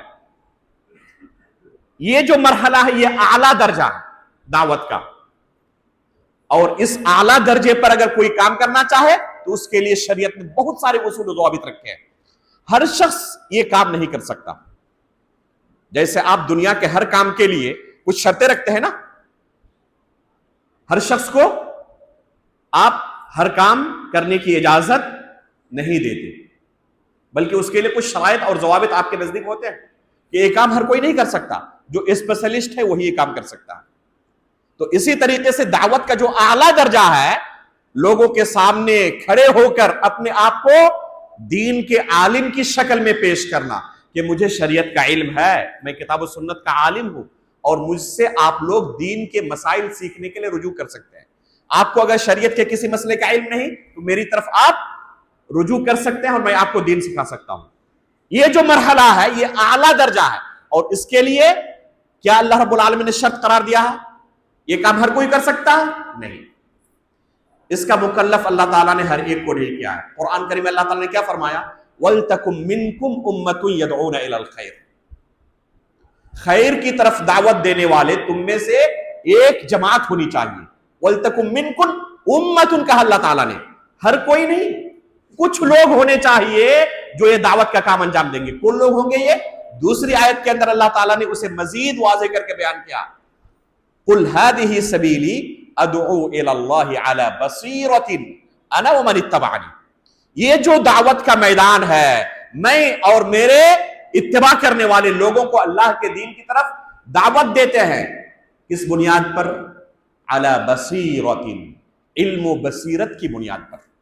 یہ قرآن میں اللہ رب العالمین نے یہ سکھایا ہے، یہ شرط قرار دی ہے کہ جو یہ فریضہ انجام دے، لوگوں کو اللہ کا دین سکھائے، اس کے لیے علم و بصیرت شرط ہے. اگر کوئی بلا علم لوگوں کے سامنے کھڑا ہو جائے اور لوگوں کو اللہ کا دین سکھانے لگے، اجازت ہے؟ نہیں. کیا فرمایا اللہ رب العالمین نے قرآن میں؟ قُلْ إِنَّمَا حَرَّمَ رَبِّي الْفَوَاحِشَ مَا ظَهَرَ مِنْهَا وَمَا بَطَنَ وَالْإِثْمَ وَالْبَغْيَ بِغَيْرِ الْحَقِّ وَأَن تُشْرِكُوا بِاللَّهِ مَا لَمْ يُنَزِّلْ بِهِ سُلْطَانًا وَأَن تَقُولُوا عَلَى اللَّهِ مَا لَا تَعْلَمُونَ. انتہائی اہم آیت ہے یہ جو بردرس کو دعوت کے میدان سے دور رہنے کے لیے کہا جاتا ہے تو اپنی طرف سے کوئی اس اصول کو جاری نہیں کرتا. قرآن میں اللہ رب العالمین نے ہمیں تعلیم دی ہے کہ اس درجے پر اگر کوئی شخص فائز ہونا چاہتا ہے اور اس کے پاس کتاب و سنت کا علم نہیں تو اس کے لیے کوئی جائز کام نہیں بلکہ جرم عظیم ہے. اللہ رب العالمین آیت کی شروعات کس سے کی؟ قُلْ إِنَّمَا حَرَّمَ رَبِّي الْفَوَاحِشَ مَا ظَهَرَ مِنْهَا وَمَا بَطَنَ. اے نبی آپ لوگوں سے کہہ دیں کہ اللہ رب العالمین نے فواحش کو، چاہے وہ ظاہر ہو چاہے مخفی ہو، اللہ تعالیٰ نے اسے حرام قرار دیا ہے. وَالْإِثْمَ وَالْبَغْيَ بِغَيْرِ الْحَقِّ، اللہ تعالیٰ نے گناہ کے جو کام ہے اسے حرام قرار دیا ہے. ظلم و زیادتی کو اللہ تعالیٰ نے حرام قرار دیا ہے. اس کے بعد کیا کہا؟ وَأَن تُشْرِكُوا بِاللَّهِ مَا لَمْ يُنَزِّلْ بِهِ سُلْطَانًا. شرک کو اللہ تعالیٰ نے حرام قرار دیا. اس شرک کے جائز ہونے کی اللہ نے کوئی دلیل نہیں نازل کی ہے، یہ شرک حرام ہے. اور اس کے بعد آخر میں کیا کہا؟ وَأَن تَقُولُوا عَلَى اللَّهِ مَا لَا تَعْلَمُونَ. اللہ رب العالمین کے بارے میں ایسی بات لوگوں کو بیان کرو جس کا تمہارے پاس علم نہیں ہے، تم نہیں جانتے کہ اللہ رب العالمین نے یہ کہا ہے، اللہ رب العالمین ایسے ہیں، اللہ رب العالمین ویسے ہے، اللہ کی یہ صفت ہے، اللہ کا یہ نام ہے. اللہ رب العالمین کے بارے میں تم لوگوں کو بیان کرو اور تمہارے پاس اس کا علم نہیں ہے. اللہ رب العالمین نے ان تمام چیزوں کو حرام قرار دیا. علامہ ابن القیم رحمہ اللہ اس آیت کی تفسیر کرتے ہوئے، اس کا صحیح معنی بیان کرتے ہوئے فرماتے ہیں کہ اس آیت میں اللہ رب العالمین نے گناہوں کو اسٹیپ بائی اسٹیپ بیان کیا ہے، بتدریج بیان کیا ہے. شروعات کی چھوٹے گناہ سے، اس کے بعد اس کے جو بڑا گناہ ہے، اس کے بعد اس سے جو بڑا گناہ ہے، اس کے بعد اس سے جو بڑا گناہ ہے، آخر میں کیا کہا؟ وَأَن تُشْرِكُوا بِاللَّهِ مَا لَمْ يُنَزِّلْ بِهِ سُلْطَانًا. آخر میں شرک کا تذکرہ کیا اور شرک کے بعد کہا وَأَن تَقُولُوا عَلَى اللَّهِ مَا لَا تَعْلَمُونَ، کہ اللہ رب العالمین کے بارے میں ایسی بات کہو جس کا تمہارے پاس علم نہیں ہے۔ علامہ ابن قیم فرماتے ہیں کہ یہ شرک سے بھی بڑا گناہ ہے، کیونکہ اللہ رب العالمین نے شرک کے بعد اس کا تذکرہ کیا۔ آخر شرک سے بڑا گناہ کیسے ہو سکتا ہے؟ شرک میں اللہ رب العالمین کے ساتھ ایک انسان دوسرے کو اللہ کا شریک بناتا ہے، لیکن اس کا یہ جرم اس کی ذات تک محدود رہتا ہے یا نہیں؟ لیکن جب کوئی اللہ کی شریعت اپنی طرف سے تیار کر کے لوگوں کے سامنے پیش کرتا ہے، اس کے پاس علم ہی نہیں تھا اور اس نے کہا کہ یہ حلال ہے، یہ حرام ہے، یہ واجب ہے، یہ مستحب ہے، یہ مکروہ ہے، یہ مندوب ہے، اور اس کے پاس کوئی علم نہیں، کتاب و سنت کا اس نے علم حاصل نہیں کیا۔ اس کے سامنے اللہ رب العالمین کی کتاب رکھی جائے، اللہ کے رسول صلی اللہ علیہ وسلم کی احادیث رکھی جائے، پڑھ بھی نہیں سکتا بیچارہ، اس نے علم حاصل نہیں کیا علماء اکرام سے، کتاب و سنت کو نہیں جانتا، کہاں سے علم حاصل کر لیا؟ پھر بیان کیسے کرتا ہے؟ مترجم کتابوں سے، غیر عربی کتابوں سے، کچھ اردو کتابیں، کچھ ہندی کتابیں، کچھ انگریزی کتابیں، کچھ دوسرے زبان کے اندر جو لکھی ہوئی ہیں، ان کے ذریعے شریعت کے چند چیزوں کو سیکھ لیا ہے۔ علماء اکرام کے دروس میں عام طور پر بیٹھ کر کچھ چیزوں کا علم ہو گیا ہے، لیکن اس کے سامنے اگر کتاب و سنت رکھی جائے نہیں پڑھ سکتا۔ اس آیت کا صحیح مفہوم کیا ہے، اس کے کیا اصول و ضوابط ہے، نہیں جانتا۔ کوئی حدیث کب قابل عمل ہوگی، کب اسے ضعیف کہا جائے گا، نہیں جانتا۔ وہ ناسخ اور منسوخ کا کوئی علم نہیں، کسے ناسخ منسوخ کہتے نہیں جانتا، اس کے کیا اصول و ضوابط ہے نہیں معلوم اسے۔ تو ایسا شخص اگر لوگوں کو اللہ کا دین سکھا رہا ہے تو ظاہر سی بات ہے کہ کتاب و سنت سے پڑھ کر اس نے یہ دین نہیں سیکھا ہے، کسی دوسرے سورس سے سیکھا ہے، کیونکہ پڑھ بھی نہیں سکتا یہ شخص۔ تو جب پڑھ نہیں سکتا تو اس کا مطلب کہ کتاب و سنت اس کا سورس نہیں ہے، اس کا سورس کوئی دوسرا ہے جہاں سے اس نے دین کی یہ باتیں سیکھی ہیں اور لوگوں کو سکھانا چاہتا ہے۔ تو یہ شخص اللہ رب العالمین کی شریعت کے بارے میں جب بیان کرے گا تو علم و بصیرت کی بنیاد پر بیان کرے گا یا پھر یہ صرف ظن و تخمین کی بنا پر بیان کرے گا؟ ظاہر سے بات ہے کہ صرف گمان کی بنا پر، ظن و تخمین کی بنا پر بیان کرے گا، علم و بصیرت کی بنیاد پر نہیں۔ تو علامہ ابن قیم رحمہ اللہ فرماتے ہیں کہ ایسا شخص کیا ہے، سب سے بڑا مجرم ہے، اور ان گناہوں کے اندر سب سے بڑا جرم یہ ہے۔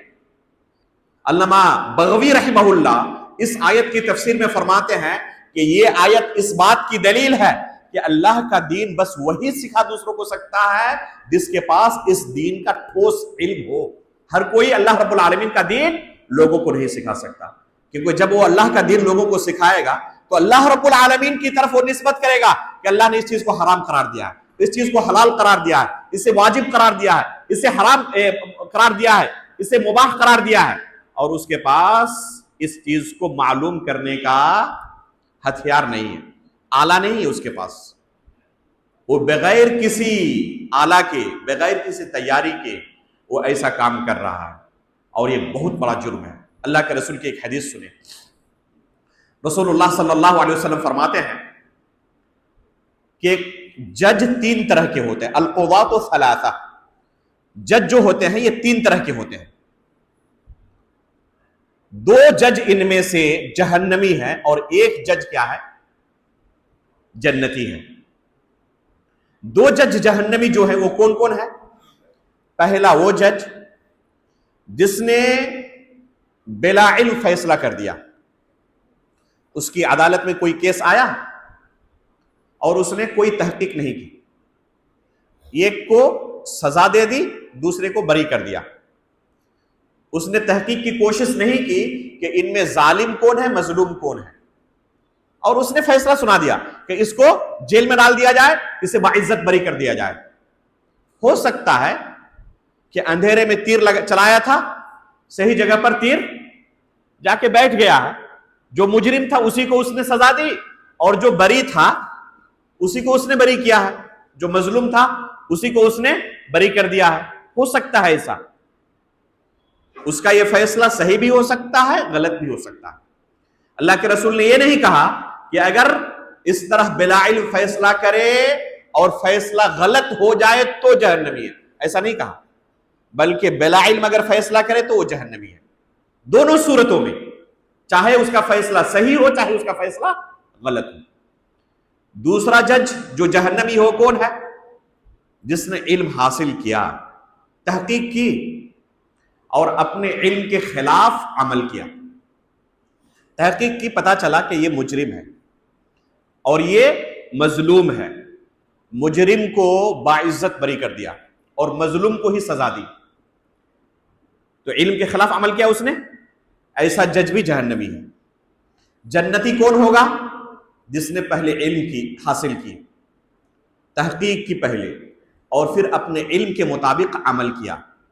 ایسا شخص، ایسا جج جنتی ہے. یہاں غور کریں کہ لوگوں کے مال و متاع کے بارے میں، لوگوں کے عزت و ناموس کے بارے میں اگر کوئی جج فیصلہ کرے بلا علم، چاہے اس کا فیصلہ صحیح ہو چاہے اس کا فیصلہ غلط ہو، دونوں صورتوں میں اللہ کے رسول نے اسے جہنم کی وعید سنائی ہے. تو اگر دنیاوی معاملات کے اندر کوئی شخص اس طرح فیصلہ کرنے کی وجہ سے جہنم کا مستحق قرار پائے، تو کوئی اللہ کی شریعت کے بارے میں اسی طرح بلا علم فیصلہ سنائے اور کہے کہ یہ حرام ہے، یہ واجب ہے، یہ مباح ہے، یہ مکروہ ہے، یہ مستحب ہے، تو یہ اس سے بڑا جرم ہے یا اس سے چھوٹا جرم ہے؟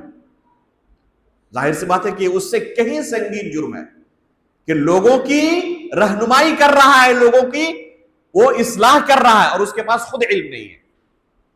تو یہ انتہائی قبیح جرم ہے اور اللہ کے رسول نے اسے قیامت کی علامتوں میں سے قرار دیا ہے. ان ھذا العلم ينتزع انتزاعا. صحیح بخاری کے اندر یہ حدیث آئی ہوئی ہے، صحیح مسلم کے اندر بھی، کہ یہ علم آہستہ آہستہ کیا ہوگا، اٹھا لیا جائے گا. کیسے اٹھایا جائے گا؟ ایک عالم تھا، سویا عالم بن کر، اور جب بیدار ہوا تو اچانک جاہل ہو گیا. ایسا نہیں ہوگا کہ اچانک سینے سے پورا علم چلا جائے. کیسے علم دنیا سے اٹھایا جائے گا؟ بقبض العلماء. یہ علماء آہستہ آہستہ دنیا سے رخصت ہوتے رہیں گے اور یہ علم آہستہ آہستہ دنیا سے رخصت ہوتا جائے گا. تو اللہ کے رسول صلی اللہ علیہ وسلم فرماتے ہیں کہ جب اس طرح علماء اٹھتے جائیں گے تو لوگ کیا کریں گے؟ جاہلوں کو اپنا سردار بنا لیں گے. جاہلوں سے دین کے مسائل سیکھنے کی کوشش کریں گے اور یہ جاہل ہونے کے باوجود لوگوں کو دین کی رہنمائی کریں گے. نتیجہ کیا ہوگا؟ یضلون ویضلون. یہ خود گمراہ ہوں گے، دوسروں کو گمراہ کریں گے. اور شریعت کے بارے میں کسی کو گمراہ کرنا انتہائی سنگین جرم ہے کہ آپ شریعت کے بارے میں کسی کو گمراہ کریں. یہاں سوال پیدا ہوتا ہے کہ اللہ کے رسول نے کیا فرمایا اس حدیث کے اندر کہ جاہلوں کو لوگ کیا بنائیں گے؟ اپنا سردار بنائیں گے، اپنا مفتی بنائیں گے. تو سوال پوچھنے والا تو جاہل ہے، نہیں جانتا، اس نے سوال پوچھ رہا ہے، یہ واضح ہے. لیکن جس سے پوچھ رہا ہے وہ بھی تو جاہل ہے. آخر ایک جاہل دوسرے جاہل کو اپنا مفتی اور معلم بناتا ہی کیوں ہے؟ وجہ کیا ہے؟ گرچہ دونوں جاہل ہیں لیکن ایک نے جاہل ہونے کے باوجود اپنی شکل و صورت لوگوں کے سامنے عالم کی پیش کی ہوئی ہے کہ میں شریعت کا علم رکھتا ہوں، میں تمہیں دین سکھا سکتا ہوں. اور لوگ دھوکہ کھا جاتے ہیں ایسے لوگوں سے، اور پھر لوگ کیا کرتے ہیں؟ ایسے لوگوں سے دین کے سوالات کرتے رہتے ہیں اور یہ بلا علم لوگوں کو دین کے مسائل کے بارے میں رہنمائی کرتے ہیں. نتیجہ کیا ہوتا ہے؟ یہ خود گمراہ ہوتے ہیں، دوسروں کو گمراہ کرتے ہیں. آج یہی صورت ہمارے سامنے معمولی صورت میں نہیں، بے شمار لوگ اس طرح لوگوں کو اللہ کا دین سکھانے کے لیے میدان میں موجود ہیں. علامہ ابن تیمیہ رحمہ اللہ فرماتے ہیں کہ لوگوں کے اندر دو قسم کے لوگ ہیں جو سب سے افضل ہے اللہ تعالیٰ کے نزدیک دنیا میں. جتنے لوگ دنیا میں آئے ان میں سب سے افضل دو قسم کے لوگ ہیں. پہلی قسم کے لوگ کون ہیں؟ جو اللہ کے نزدیک سب سے افضل اور سب سے محبوب ہے. یہ اللہ رب العالمین کے انبیاء اور رسول ہیں جن کو اللہ رب العالمین نے کون سا مقام دیا تھا؟ نبوت کا اور رسالت کا مقام دیا تھا. ان سے افضل کوئی ہو سکتا ہے دنیا میں؟ یہ سب سے افضل ہے. شیخ الاسلام ابن تیمیہ رحمہ اللہ فرماتے ہیں ان کے بعد دوسرے نمبر پر سب سے افضل کون ہے؟ جو ان کے وارث ہوں گے، جو ان کے وارث ہوں گے انبیاء کے. اور یہ کون ہے انبیاء کے وارث؟ انبیاء کے وارث فقط علماء ہیں. تو اللہ رب العالمین کے نزدیک انبیاء کے بعد سب سے افضل لوگ انبیاء کے وارثین ہیں، علماء اکرام ہیں جو اللہ رب العالمین کی شریعت لوگوں کو سکھاتے ہیں. اس کے برعکس دو قسم کے لوگ ہیں جو سب سے برے ہیں دنیا کے اندر، سب سے مبغوض ہے دنیا کے اندر. یہ دو قسم کے لوگ کون ہیں؟ وہاں جس طرح انبیاء سب سے افضل تھے، یہاں سب سے برے وہ لوگ ہیں جن کو نبوت تو اللہ کی طرف سے نہیں ملی، لیکن لوگوں کے درمیان جھوٹا دعویٰ کرتے ہیں کہ میں بھی اللہ کا نبی ہوں. نبوت کا جھوٹا دعویٰ کرنے والے اللہ کے نزدیک سب سے برے ہیں، سب سے مبغوض ہیں. نبوت نہیں ملی اللہ کی طرف سے اور اس کے باوجود لوگوں کو گمراہ کرنا چاہتے ہیں کہ میں بھی اللہ کا نبی ہوں. یہ سب سے برے ہیں اللہ کے نزدیک. اور دوسرے نمبر پر سب سے برے کون ہیں؟ جو انبیاء کے وارث تو نہیں ہے لیکن لوگوں کے سامنے یہ ظاہر کرتے ہیں کہ میں بھی انبیاء کا وارث ہوں، اور لوگ ان سے دھوکہ کھا جاتے ہیں. تو لوگوں کے سامنے جو شخص اس طرح ظاہر ہو، جو انبیاء کے وارث نہ ہو لیکن دکھا رہے ہو کہ ہاں میں بھی انبیاء کا وارث ہوں اور میں بھی لوگوں کو دین سکھا سکتا ہوں، شریعت اللہ کی سکھا سکتا ہوں، کتاب و سنت کی تعلیم دے سکتا ہوں، اور اس کی حالت کیا ہے؟ اس کے سامنے قرآن رکھا جائے، اس کے سامنے اللہ کے رسول کی حدیث رکھی جائے، پڑھ بھی نہیں سکتا ہو اس کے طریقے سے، سمجھنا تو دور کی بات ہے. اور وہ چاہتا ہے کہ دعوت کے اعلیٰ درجے پر اپنے آپ کو رکھ کر وہ دعوت کا کام انجام دے. تو اس کے لیے اللہ رب العالمین نے اصول و ضوابط متعین کیے ہیں. اس لیول پر آپ کام کرنا چاہتے ہیں تو پہلے اپنے آپ کو اس کا اہل بنائیں. جب آپ کے اندر اہلیت آ جائے گی، شوق سے لوگوں کو اللہ رب العالمین کا دین سکھائیں. لیکن اس سے پہلے ہی آپ اگر چاہتے ہیں کہ بلا علم لوگوں کو اللہ رب العالمین کا دین سکھائیں گے تو یہ کوئی آپ کے لیے اچھا کام نہیں ہے، بلکہ آپ کی آخرت کو بگاڑنے کا یہ کام ہے. یہ اللہ رب العالمین کی شریعت کے متعلق آپ بلا علم کیا کریں گے؟ لوگوں کو مس گائیڈ کریں گے، لوگوں کو غلط رہنمائی کریں گے اور شریعت پر الزام لگائیں گے. تو علماء کرام سے بھی تو غلطی ہو سکتی ہے. بعض لوگ یہی شبہ پیش کرتے ہیں کہ کیا صرف ایسے لوگوں سے غلطی ہوتی ہے جن کے پاس کتاب و سنت کا علم نہیں؟ غلطیاں تو علماء کرام سے بھی ہوتی ہیں، یقیناً ان سے بھی غلطی ہو سکتی ہے، لیکن ان کی غلطی اور ان کی غلطی شریعت کی نگاہ میں برابر نہیں ہے. اللہ کے رسول کی ایک حدیث سنی. رسول اللہ صلی اللہ علیہ وسلم فرماتے ہیں من تطبب ولا يعلم منه طب فهو ضامن. اگر کوئی زبردستی ڈاکٹر بننا چاہے اور حقیقت میں اس کے پاس اس فن کا علم نہیں ہے اور اس سے کوئی نقصان ہو گیا تو وہ ضامن ہوگا، وہ ذمہ دار ہوگا. لیکن اس کے برعکس اگر کسی نے اس فن کو سیکھا ہے اور سیکھنے کے بعد مجھ سے غلطی ہو سکتی ہے تو ایسا شخص ضامن نہیں ہوگا شریعت کے نزدیک. اللہ کے رسول صلی اللہ علیہ وسلم فرماتے ہیں اذا حکم الحاکم فاجتہد واصاب فلہ اجران واذا حکم فاجتہد فاخطأ فلہ اجر واحد. اگر کوئی حاکم فیصلہ کرے اور اس نے اجتہاد کیا، اجتہاد درست نکلا، اسے ڈبل اجر ملے گا. غلطی ہو گئی تب بھی ایک اجر ملے گا. اس حدیث کی آپ شرح پڑھیں. امام خطابی رحمہ اللہ نے، امام نووی رحمہ اللہ نے، حافظ ابن حجر رحمہ اللہ نے، شمس الحق عظیم آبادی رحمہ اللہ نے، جو حدیث کی سب سے اہم شروحات ہیں ان علماء کرام نے لکھی ہیں. معالم السنن امام خطابی رحمہ اللہ کی اٹھائے، امام نووی رحمہ اللہ کی المنہاج اٹھائے جو صحیح مسلم کی شرح ہے، حافظ ابن حجر کی فتح الباری اٹھائے جو صحیح بخاری کی شرح ہے، اون المعبود اٹھائے عظیم آبادی رحمہ اللہ کی. ان تمام علماء نے اس حدیث کی جو شرح کی اپنی آنکھوں سے دیکھ لی. فرماتے ہیں کہ یہ فضیلت صرف اور صرف ان کے لیے ہے جن کے پاس اجتہاد کی اہلیت ہے، کہ غلطی کرنے کے باوجود بھی یہ مجرم نہیں ہے بلکہ ان کو ایک اجر ملنے والا ہے کیونکہ انہوں نے اجتہاد کیا تھا اور مسئلہ اجتہادی تھا. اگر کوئی شخص اجتہاد کی اہلیت نہیں رکھتا، اس کے باوجود زبردستی اجتہاد کی کوشش کرتا ہے، تو گرچہ ان کا اجتہاد درست بیٹھ جائے پھر بھی وہ مجرم ہے اور پھر بھی وہ گنہگار ہے. تو ایک عالم کا اجتہاد کرنا اور غلطی کا ہو جانا اور ایک غیر عالم کا اجتہاد کرنا اور غلطی یا درستگی کا پہنچنا برابر نہیں ہے. وہ دونوں صورتوں میں مجرم ہیں. اور عالم اگر اجتہاد کرے تو ایک صورت میں ڈبل اجر، ایک صورت میں اسے ایک اجر ملنے والا. کیوں؟ کیونکہ یہ عالم علم کی بنیاد پر اجتہاد کرتا ہے اور وہ بلا علم اجتہاد کرتا ہے. یہ بنیادی فرق ہے دونوں میں. اور جب علم کی بنیاد پر اجتہاد کرے گا تو یہ علم اسے روکے گا. انما یخشی اللہ من عبادہ العلماء. قرآن میں اللہ رب العالمین نے فرمایا کہ علماء یہ اللہ رب العالمین سے خشیت اختیار کرتے ہیں. اللہ کی شریعت کے بارے میں بیان کرنے سے پہلے ڈرتے ہیں کہ کہیں مجھ سے غلطی نہ ہو جائے. آپ علماء سے سوال کریں، پائیں گے کہ بہت سارے سوالات کیے، چند سوالوں کا جواب انہوں نے دیا، اکثر کا انہوں نے جواب نہیں دیا. وجہ کیا ہے؟ کیونکہ ڈر رہے ہیں کہیں مجھ سے غلطی نہ ہو جائے. اپنے سے کسی بڑے عالم کی طرف ریفر کر دیتے ہیں کہ ان سے پوچھ لیں اس مسئلے کو، اس کے لیے وہ اہل ہے کہ زبان کھولے. میں اس کا اہل نہیں ہوں.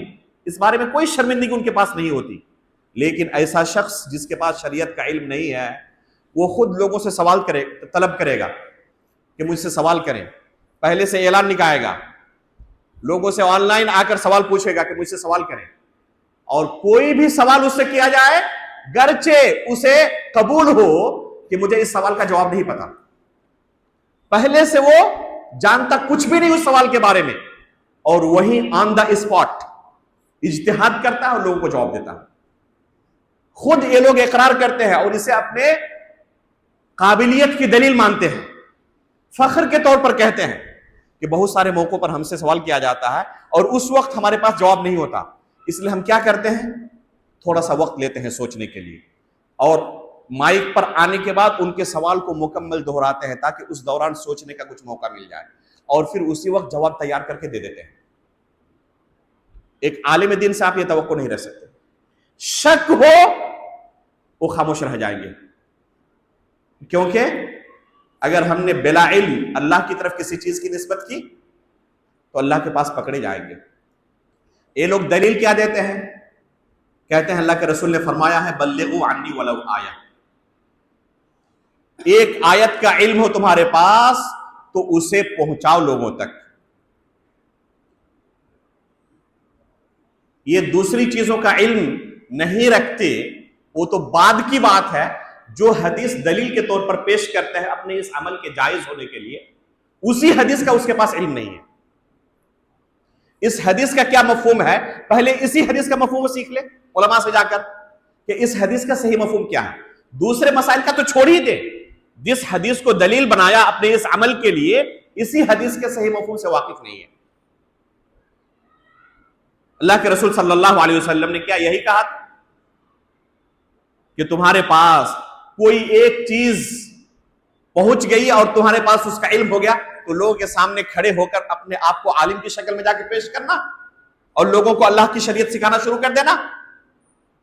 جن صحابہ کے سامنے اللہ کے رسول نے یہ حدیث پیش کی، ان صحابہ اکرام کی حالت کیا ہے؟ اپنے کانوں سے اللہ کے رسول کی زبان سے انہوں نے حدیث سنی ہوئی تھی، اور ان کے پاس لوگ سوال لے کر آتے اور کہتے کہ دیکھیں فلاں کے پاس چلے جائیں، وہ اس مجلس میں موجود تھے جس میں میں نے اللہ کے رسول سے سنی ہے، اور زیادہ علم مجھ سے رکھتے ہیں، وہ آپ کو بہتر جواب دیں گے، آپ کی بہتر رہنمائی کریں گے، وہ زیادہ اس سوال کا جواب دینے کے لیے مستحق ہیں. اور پھر جب ان کے پاس جاتے ہیں تو وہ کسی تیسرے کی طرف ٹرانسفر کر دیتے ہیں. ان کے پاس گئے، انہوں نے چوتھے کی طرف ریفر کر دیا، اور اس طرف گھومتے گھومتے پہلے صحابی کے پاس آ جاتے. اب یہ مجبوری کی صورت بن گئی کہ پھر اگر کہیں کہ ان کے پاس جائیں تو پھر گھومتے ہوئے میرے پاس آئیں گے. اب ان کو آگے بھیجنے کا فائدہ نہیں، اب مجبوری بن گئی کہ جواب دینا ہے. اللہ کے رسول سے سنا ہوا تھا، علم چھپا بھی نہیں سکتے. وہ جانتے تھے کہ علم چھپانا جرم ہے، لیکن ساتھ میں ان کے پاس اللہ کے رسول کی یہ حدیث مکمل تھی. یہ حدیث کا ایک ٹکڑا ہے جسے دلیل کے طور پر پیش کیا جا رہا ہے. یہی برادرز یہ حدیث اگر مکمل پڑھ لے تو ان کے پاس بھی وہی منہج ہوگا جو صحابہ اکرام کے پاس تھا. صحابہ اکرام اپنے کانوں سے اللہ کے رسول کی زبان سے یہ حدیث سنے ہوئے تھے اور مکمل حدیث جانتے تھے، صرف ایک ٹکڑا نہیں. اللہ کے رسول نے آگے کیا فرمایا اس حدیث کے اندر؟ بلغوا عنی ولو آیہ وحدثوا عن بنی اسرائیل ولا حرج ومن كذب علی متعمدا فلیتبوأ مقعدہ من النار. یہ مکمل حدیث ہے جو صحیح بخاری کے اندر ہے. اور یہ برادر صرف ایک ٹکڑا بیان کرتے ہیں، مکمل حدیث بیان نہیں کرتے. اگر یہی حدیث مکمل بیان کرتے تو اپنے اس عمل سے باز آ جائیں گے۔ اللہ کے رسول کے صحابہ نے اللہ کے رسول سے مکمل حدیث سنی تھی، جہاں اللہ کے رسول نے انہیں حکم دیا تھا لوگوں تک اللہ کا دین پہنچانے کا، ساتھ میں یہ بھی کہا تھا کہ اگر غلط بیانی سے کام لوگے نا تو دنیا کے اندر ہی اپنا ٹھکانہ جہنم بنا لینا۔ ان کے پاس پوری حدیث تھی کہ اگر غلط بیانی ہو گئی تو ہم نیکی کمانا چاہتے تھے اور خود اپنا ٹھکانہ جہنم بنا لیں گے۔ جب اس طرح گھومتے گھومتے اسی کے پاس پہنچ جاتے جس کے پاس سب سے پہلے آئے تھے، تو اب مجبوری کی صورت بن گئی، اب جواب دینا ضروری ہو گیا میرے لیے۔ تو سرخ ہو جاتا چہرہ، زبان کانپنے لگتی، چہرہ سرخ ہو جاتا، اور کانپتے ہوئے کہتے کہ اللہ کے رسول نے شاید ایسا کہا تھا، او کما قال رسول اللہ صلی اللہ علیہ وسلم، شاید اللہ کے رسول نے ایسے ہی کہا تھا، شاید اللہ کے رسول نے ایسے ہی کہا تھا۔ اسی کو اللہ رب العالمین نے قرآن کے اندر بیان کیا ہے، انما یخشی اللہ من عبادہ العلماء، جو علماء ہوتے ہیں وہی اللہ سے ڈرتے ہیں۔ جن کے پاس شریعت کا علم ہوتا ہے وہ جانتے ہیں کہ کتنا سنگین معاملہ ہے یہ، اللہ کی شریعت کے بارے میں دوسروں کو رہنمائی کرنا۔ ایک بردرس اس سنگینی کا علم اور اس سنگینی کا ادراک کبھی نہیں کر سکتا، لہذا یہ واضح طور پر آپ کو ملے گا کہ جو بھی ان کے پاس سوال آئے ہر سوال کا ان کے پاس جواب ہوتا۔ عبداللہ بن مسعود رضی اللہ تعالیٰ عنہ کہا کرتے تھے کہ اگر کوئی شخص ہر سوال کا جواب دے تو سمجھ جاؤ کہ اس کی دماغی حالت صحیح نہیں، وہ پاگل ہے، مجنون ہے۔ اگر اس کی دماغی حالت صحیح ہوتی تو ہر سوال کا جواب نہیں دے سکتا تھا۔ امام مالک رحمہ اللہ اور دوسرے بے شمار سلف صالحین کی سیرت آپ پڑھیں، بے شمار سوالات ان سے کیے جاتے، سوال کرنے والا ایک لمبی مسافت طے کر کے ان کے پاس پہنچتا اور کہتے کہ مجھے اس سوال کا جواب نہیں پتا۔ وہ کہتے کہ اتنی لمبی مسافت طے کر کے آیا ہو، لوگ مجھے پوچھیں گے کہ آپ کو ہم نے بھیجا تھا پوچھنے کے لیے، کیا جواب لے کر آئے؟ تو امام مالک کیا کہتے؟ ان کے سامنے جا کر کہہ دینا کہ میں نے پوچھا تھا، مالک بن انس نے جواب دیا کہ انہیں نہیں پتا۔ کوئی عار کی بات نہیں۔ اگر کسی کو خشیت ہو، خوف ہو، تو لوگوں کے سامنے یہ قبول کرنے میں کہ مجھے اس سوال کا جواب نہیں پتا ہے کوئی عار کی بات نہیں، کیونکہ یہ شریعت اللہ کی شریعت ہے، میری اپنی طرف سے نہیں ہے۔ اللہ کے رسول صلی اللہ علیہ وسلم کو پوچھا جاتا، بسا اوقات دشمنان اسلام اللہ کے رسول کو پھنسانے کے لیے آتے اور اللہ کے رسول کے پاس اس سوال کا علم نہیں ہوتا تو اپنی طرف سے جواب تیار کر کے ان کو نہیں دے دیتے، کیونکہ اگر ابھی ان کو جواب نہ دیں تو مجھے کیا کریں گے، جھوٹا نبی کہیں گے، لوگوں کے درمیان رسوائی ہوگی، تو چلو اپنی طرف سے کوئی تیار کر کے ان کو جواب دے دیا جائے۔ دیتے اللہ کے رسول۔ جب اللہ کے رسول جن کو اللہ رب العالمین نے دین کی دعوت کے لیے مکلف کیا ہوا تھا، اللہ کے رسول جب کہہ سکتے ہیں کہ مجھے ابھی اس سوال کا جواب نہیں پتا، اللہ رب العالمین کی طرف سے وحی کا انتظار کرتے، تو آپ اگر کہہ دیتے کہ مجھے سوال کا جواب نہیں پتا تو کیا حرج ہے اس میں؟ لہذا اس حدیث کا یہ معنی ہے ہی نہیں بلغوا عنی ولو آیا کا، اس میں اللہ کے رسول صلی اللہ علیہ وسلم نے جو اس کے مکلف ہیں ان کو حکم دیا ہے۔ یہ بلغوا امر کا صیغہ ہے، کن کو؟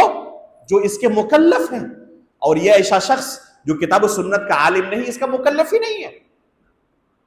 دوسری بات کہا کہ انی، مجھ سے، اگر تمہارے پاس کوئی چیز پہنچی میری طرف سے تو اسے پہنچاؤ۔ آپ کو اس سے پہلے کہ لوگوں تک پہنچائے ایک کنفرم ہونے کی ضرورت ہے کہ حقیقت میں اللہ کے رسول کی شریعت ہی پہنچا رہا ہوں یا اپنی طرف سے کوئی چیز ملا کر اس میں پہنچا رہا ہوں۔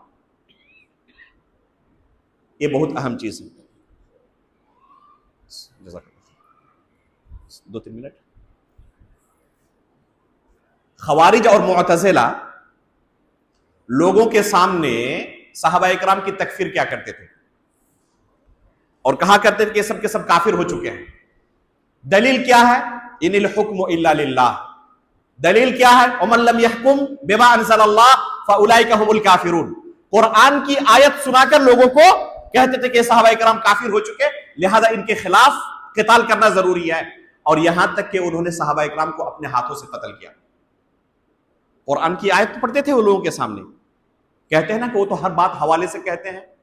مرزا غلام احمد قادیانی بھی قرآن و سنت کی بے شمار دلیلوں کو لے کر کھڑا ہوا تھا اور اپنے جھوٹے نبی ہونے کا لوگوں کے سامنے دعویٰ کیا تھا.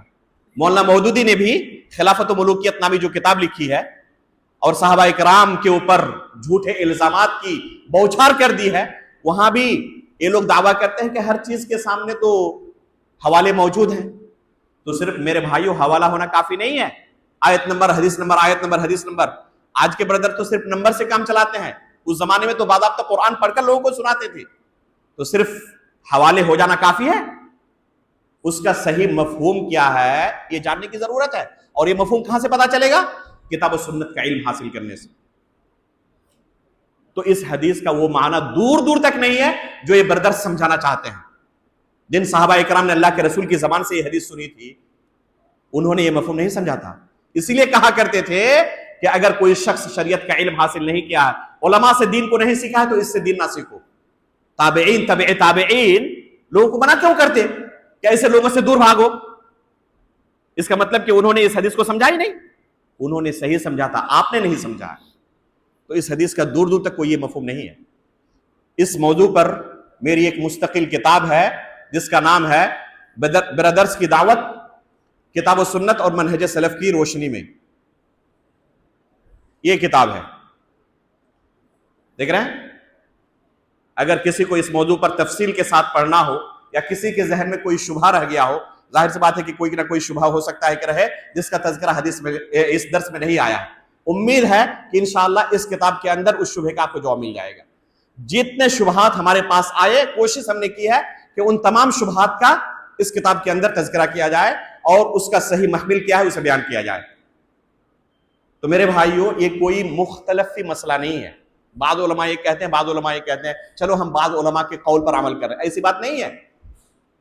یہ متفق علیہ مسئلہ ہے سلف کے یہاں کہ ایسے شخص سے ہم علم حاصل نہیں کر سکتے جس نے اساتذہ کے سامنے بیٹھ کر علم حاصل نہ کیا ہو. یہ متفق علیہ مسئلہ ہے سلف کے یہاں. لہذا اس شریعت پر عمل کرنے کے لیے علم حاصل کرنا ضروری ہے. علم کن سے حاصل کریں گے؟ جن سے حاصل کریں گے ان کے اندر دو اہم شرطوں کا پایا جانا ضروری ہے.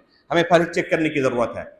جو ہمیں دین سکھانے کے لیے آیا ہوا ہے، کیا انہوں نے خود اساتذہ کے سامنے بیٹھ کر کتاب و سنت کا علم ایک لمبی مدت تک حاصل کیا ہے یا نہیں کیا ہے؟ ان کے پاس کتاب و سنت کا علم ہے یا نہیں ہے؟ قرآن و حدیث کو پڑھ سکتے ہیں نہیں پڑھ سکتے ہیں؟ قرآن و حدیث کی زبان سمجھنے کی اہلیت ہے یا نہیں ہے؟ یہ پہلی شرط ہے. اگر نہیں ہے ان کے پاس یہ اہلیت تو وہ آپ کا معلم نہیں بن سکتا، ان سے آپ دین نہیں سیکھ سکتے. بے شمار ایسے علماء موجود ہیں جنہوں نے اس طریقے سے علم حاصل کیا، ان کے پاس جا کر دین سیکھیں. ضرورت نہیں کہ انہی کے پیچھے آپ پڑے رہیں. اور دوسری شرط ہے کہ وہ صحیح دین آپ کو سکھائے، صحابہ اکرام کے منہج پر قائم ہو، بگڑا ہوا دین آپ کو نہ سکھائے. اگر اس کے پاس بدعت ہوگی اور بگڑا ہوا دین سکھائے گا آپ کو، اس سے دین سیکھنے کی صورت میں آپ کا دین بگڑ جائے گا اور آخرت میں نجات نہیں مل سکتی. اللہ رب العالمین سے ہم دعا کرتے ہیں کہ اللہ رب العالمین ہمیں دین کا علم حاصل کرنے کی توفیق عطا فرمائے. صحیح مصدر سے جو اہل ہیں انہی کے سامنے اللہ رب العالمین بیٹھنے کی اور ان سے اللہ رب العالمین کی شریعت سیکھنے کی اللہ تعالیٰ ہمیں توفیق عطا فرمائے اور اس شریعت پر اللہ تعالیٰ ہمیں عمل بھی کرنے کی توفیق عطا فرمائے. ایمان کی حالت میں ہماری وفات ہو، نبیین، صدیقین، شہداء و صالحین کے ساتھ ہمارا حشر ہو. آمین. تقبل رب العالمین. وصلی اللہ علی نبینا محمد. سبحانک اللہم و بحمدک، اشہد ان لا الہ الا انت، استغفرک و اتوب الیک.